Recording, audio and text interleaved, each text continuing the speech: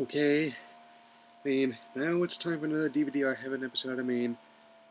It's been a while since I've done one of these, and for those who missed the last one, which is the Ultimate Muscle one, and this is about shows that I like, but you can't really get on DVD. Because of certain circumstances, where the distributor no longer owning them, or the distributor refusing to release them, or a bunch of legal issues around it. So, what's it going to be on? Well, it's going to be on a show called Fighting Foodons, which something that I watched back in the day. Back in about 2003 show. So this was a dub of an anime called Bistro Recipe, and on the surface it may seem like it's just any other random Pokemon ripoff, but it actually is. Yeah, but I think that would be the case. But it's actually as goofy as all get out, and I love it for that. So what's it about? Well, it's about this kid named Chase and his sister Kayla, and who helping their father, and then the quest to stop the Glutton Empire from controlling, the Foodons around. What are Foodons? They're essentially food dishes that are powered by this herd called a meal ticket, going to become sentient monsters as they're used for fighting. So even though Chase's first attempt to create a Foodon didn't turn out so well, he just burned some meatballs. Well, he does make another one called Fried Ricer, which is a martial artist fried rice. And also, one thing I like about the show is that even though it was done by 4 kids, and most of the time they try to strip most of the works of everything in Japanese about it, but they readily accepted just about most of the dishes of any nationality or taste there. Here, even the theme song, which is another repurposed public domain song, which but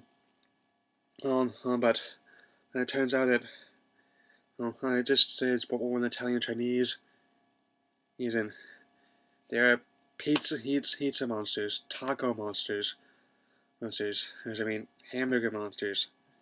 There's also Chase gets another one called Hot-Doggone, which has ketchup and mustard guns. And and also there's another kid called Pie Tin, and who has another one who makes a food called Sir Dumpling, which is a dumpling with some British politeness to it. And all the while they're being chased by some of the agents of the Glutton Empire, which include Claudia, which is a cat person, and rather attractive, to be honest with you, and that sort of thing. In Cinnamonkey, and it also helps a lot of people along the way. And it turns out how to get more of the meal tickets they need. It's to mirror Desert Town, as well as the one called King Hungry the 8, which in a way kind of sounds a lot like Art Carney who did on Honeymooners, and wow, making a lot of kind of weird references today. I'm trying to keep them mostly say within the same decade as my audience. Just ignore that. That's somebody taking a shower. So, what do I? And anyway, I'm about halfway through, more than halfway through the series. The one I just finished was one regarding Burger Brigade, which is sort of the Super Sentai Power Rangers sort of thing, where they're hamburger people. Kind of like the now defunct Mayor McCheese.